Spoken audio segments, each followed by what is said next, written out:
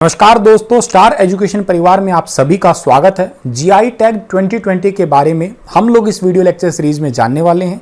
बेहद इंपॉर्टेंट होने वाला है ये टॉपिक आप लोगों के लिए नॉलेजेबल भी है और के साथ ही एग्जाम पॉइंट ऑफ व्यू से भी बहुत इंपॉर्टेंट है। तो लेटेस्ट अब जीआई टैग मिला है कश्मीरी केसर को, काला चावल को, कदलाई मिठाई को और टेराकोटा को और तेलंगाना के तेलिया रुमाल को और एक सोहराई खोवर को। तो इन 5 चीज़ों को जो है वो जीआई टैग मिला है, लेटेस्ट मिला है, ये बहुत इंपॉर्टेंट है।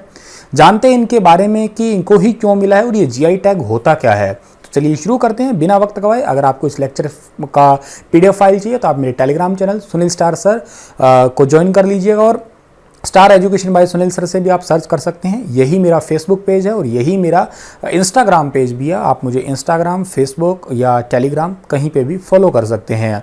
चलिए हम स्टार्ट करते हैं हम लोग। सबसे पहली बात है कि जीआई टैग यानी कि जियोग्राफिकल इंडिकेशन बोलते हैं इसे इंग्लिश में।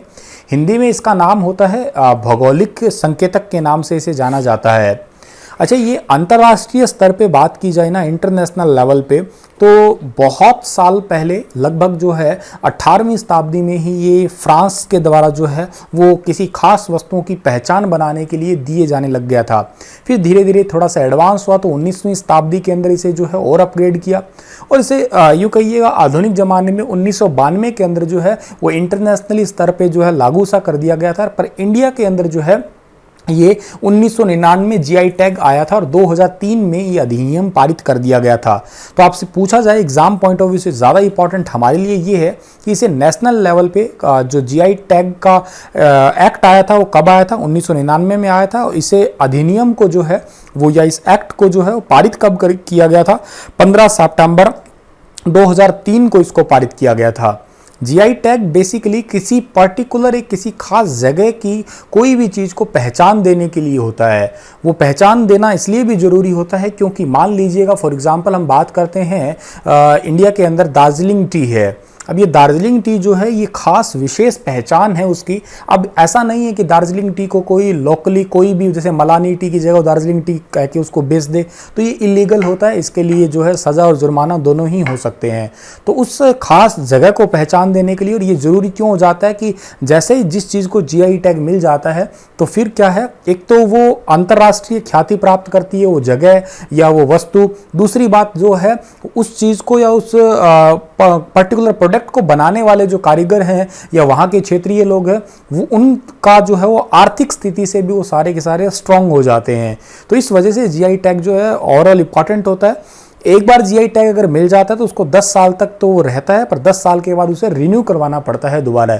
फॉर एग्जाम्पल आज 2020 है, आज किसी चीज़ को जीआई टैग मिला है। अब जैसे मान लेते हैं टेराकोटा को जीआई टैग मिला है, ठीक है, तो इसको 10 साल बाद रिन्यू करवाना पड़ेगा दोबारा, ठीक है जी। तो इसको जो अंतर्राष्ट्रीय स्तर पर जो WTO है यानी कि वर्ल्ड ट्रेड ऑर्गेनाइजेशन के trips trade related aspect of intellectual property rights जो है इसके समझौते के तहत उपयोग किया गया है।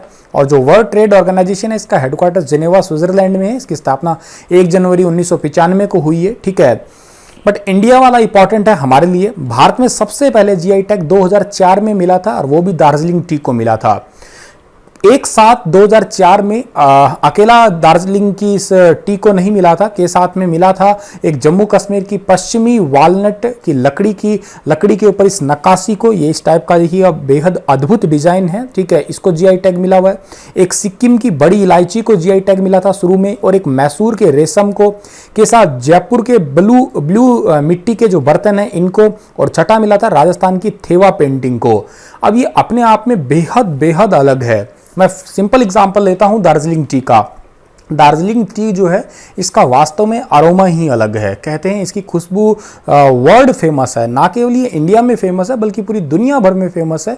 दार्जिलिंग की टी इंडिया के स्थानों में तो आती ही बहुत कम है, इसका रेट भी बहुत ज़्यादा है, तकरीबन 35,000 प्लस जो है 35,000 रुपये के आसपास 1 किलो चाय मिलती है ये, जी हाँ। और इसका कई पार्ट भी है वैसे जीआई, इसका दार्जिलिंग ब्लैक टी है, दार्जिलिंग वाइट टी है, ग्रीन टी है, इसके कई सारे पार्ट हैं, उन सभी को जीआई टैग मिला हुआ है। इवन वाइट टी वगैरह को तो अभी साल 2019 के अंदर ही मिला था। तो इसकी खुशबू के लिए, ठीक है, इसको जीआई टैग मिला। और अब कोई ऐसा नहीं है कि वर्तमान में कोई भी दार्जिलिंग टी को कह के कोई भी बेच दे, ऐसा नहीं हो सकता। ये इस टाइप की नक्काशी है जम्मू कश्मीर वाली, इंपॉर्टेंट है। सिक्किम की बड़ी इलायची के लिए मैसूर का, और जयपुर की ब्लू मिट्टी वाले राजस्थान की थेवा पेंटिंग है। ये सभी जो है इनको जीआई टैग मिला हुआ है एक साथ ही। ज़्यादा फेमस दार्जिलिंग की टी वाला है। अब इसके बेनिफिट क्या हो जाते हैं भाई? बेनिफिट अभी मैंने कहा, देखो, legal protection to the products, उस उत्पाद की जो है वो कानूनी संरक्षण हो जाता है वो, ठीक है। और दूसरों को जीआई टैग उत्पादों से अनागृत उपयोग करने से भी रोकता है। अगर जीआई टैग मिल गया तो उसे उसकी कॉपी पेस्ट नहीं करेंगे, सिंपल सी बात, एक टाइप का पेटेंट सा हो जाएगा वो।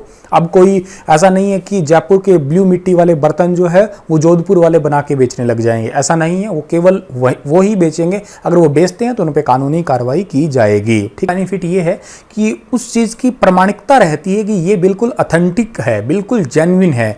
मान लीजिए एग्जांपल से हम लोग जाते हैं और दार्जिलिंग जाते हैं और दार्जिलिंग की टी लेते हैं, तो हमारे मन में एक ना सिंपल सी साइकोलॉजिकली पॉइंट ऑफ व्यू से भी ये रहता है इस चीज को तो जीआई टैग मिला हुआ है, ये बिल्कुल ऑथेंटिक है, बिल्कुल प्योर है। दार्जिलिंग टी अगर लिख दिया तो दार्जिलिंग टी ही ओरिजिनल ही होगी, ये नकली नहीं होगी। या हम लोग जयपुर जाते हैं तो ब्लू मिट्टी के बर्तन लेते हैं तो वो ओरिजिनल है, ऑथेंटिकिटी की मतलब एक यूं कहिएगा एक प्रामाणिकता मन में पहले ही रहेगी। दूसरा सबसे इंपॉर्टेंट मैंने बात बताया था आपको कि प्रमोट द इकोनॉमिक चीजें जो है, यानी कि यूं कहिएगा आप लोग आर्थिक चीजों में, अंतर्राष्ट्रीय बाजारों में इसकी मांग बढ़ जाएगी तो आर्थिक समृद्धि को बहुत ज्यादा जो है वो बढ़ावा मिलेगा। डिमांड बढ़ने से नेशनल इंटरनेशनल मार्केट के अंदर जो है वो इकोनॉमिक ग्रोथ जो है वो भी होने वाली है उस पर्टिकुलर जगह की, और जो लोग बनाने वाले हैं उन सभी को ही।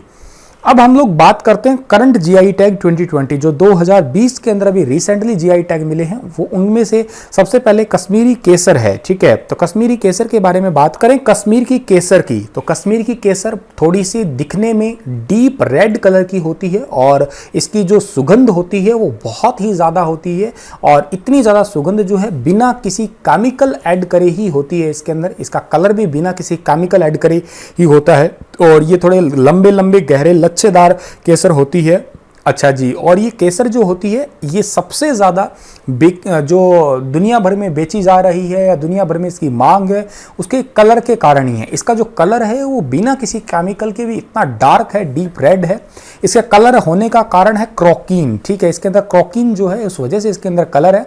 हल्का सा इसके अंदर जो है कड़वाहट है और इसका स्वाद जो है वो बाकी सबसे अलग है। इसका कड़वाहट का कारण जो है वो है पिकोक्रोसिन, ठीक है। तो ये याद रख लीजिएगा आप लोग। अच्छा जी, ये जो स्पेशल क्या है इसके अंदर, सबसे ज़्यादा स्पेशल तो ये है कि ये 1600 मीटर की ऊंचाई के ऊपर उगाई जाती है कश्मीरी केसर। अच्छा जी, उगाई कहाँ जाती है? ये पुलवामा के अंदर। आप लोगों ने थोड़ा टाइम पहले पुलवामा अटैक के बारे में सुना होगा, 14 फरवरी 2019 के अंदर जो हुआ था, उसी एरिया के अंदर जो है इस कश्मीरी केसर को उगाया जाता है। तो लाचा है जो फूल से सिंपली अलग करके जो है उसके पंखुड़ियाँ अलग करके जो है उससे तैयार की जाती है। एक हमारा मोंगरा केसर है, ठीक है। उसके अलावा जो है गुइची केसर है, ठीक है। ये इसके अलग अलग टाइप है जिसको धागे के रूप में जो है हम लोग बंडल के रूप में तैयार करके मार्केट के अंदर बेचा करते हैं। दूसरा जीआई टैग मिला है black rice of Manipur, Manipur के काले चावल। अब आपने नॉर्मल हम लोगों ने सभी ने सफ़ेद चावल तो देखे ही हैं, बल्कि भूरे भी आप लोगों ने देखे होंगे, हल्के हल्के रेडिश कलर के भी देखे होंगे, लेकिन ब्लैक राइस जो है बहुत ही कम है, ठीक है। अब ये ब्लैक राइस जो है इनका दूसरा नाम है चेकहाओ।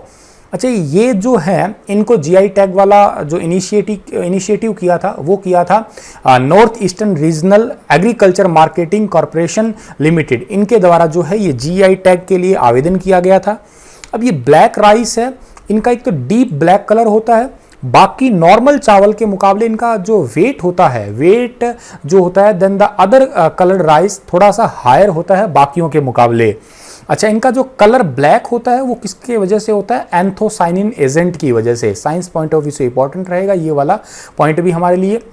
बाकी किस लिए यूज़ होते हैं तो वही खिचड़ी हुआ और बाकी नॉर्मल जो है नूडल वगैरह, ब्रेड वगैरह, लेकिन ज़्यादातर हमारे इस इलाके में नहीं आते क्योंकि थोड़ा इनका रेट जो ज़्यादा महंगा होता है, तो ये चाइना वगैरह या बाकी दूसरी देशों में जो ही इन्हें भेजा जाता है।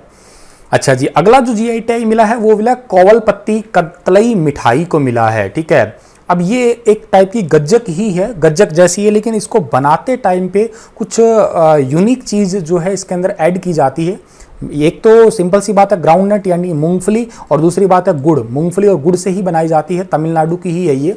लेकिन इसमें एक नदी का पानी जो है वो ऐड किया जाता है, उस नदी का नाम है थम्बी बरानी नदी।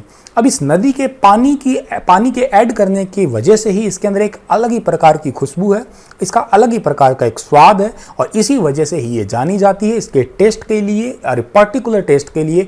अब जो है इसको और कोई और नहीं बना सकता, ना कोई और बेच सकता, केवल उसी पर्टिकुलर इलाके के अलावा। ये तमिलनाडु की एक 12मासी नदी है, मतलब सारा साल ही बहती है वो नदी। एक जीआई टैग मिला है गोरखपुर के टेराकोटा को। ये आप लोग देख रहे होंगे, ये एक जो कुम्हार होते हैं, जैसे मिट्टी के बर्तन हम लोग बनाते हैं वैसे ही ये टेराकोटा बनाया जा रहा है। अब ये टेराकोटा कोई आज की बात नहीं है, सेंचुरी शताब्दियों पुरानी चीज़ है ये। आप लोग हड़प्पा सभ्यता पढ़ना, हड़प्पा सभ्यता के दौरान ये टेराकोटा जो है उस दौरान भी बनाए जाते थे, बच्चे वगैरह खेलते थे तो इन्हीं टेराकोटा का डिज़ाइन जो है वो तैयार किया जाता था। तो इन टेराकोटा से क्या होने वाला है कि वहाँ के जो लोकल कुम्हार हैं उनकी इनकम बढ़ जाने वाली है, ठीक है। इनके अंदर ज़्यादातर जो है हाथी और घोड़ों की जो है वो पिक्चर या तस्वीर बनाई जाती है। एक जीआई टैग मिला है हमारे अभी हाल ही में सोहराई पेंटिंग को। अब ये सोहराई पेंटिंग बहुत ज़्यादा इंपॉर्टेंट है, किस क्षेत्र की? झारखंड की।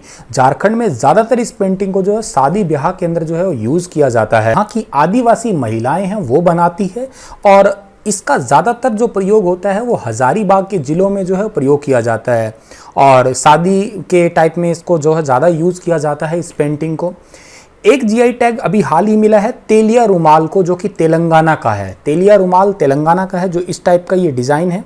ये रुमाल जो है इसका आवेदन किया था वहाँ के पुटपका हैंडलूम क्लस्टर के द्वारा जो है इसका आवेदन किया गया था।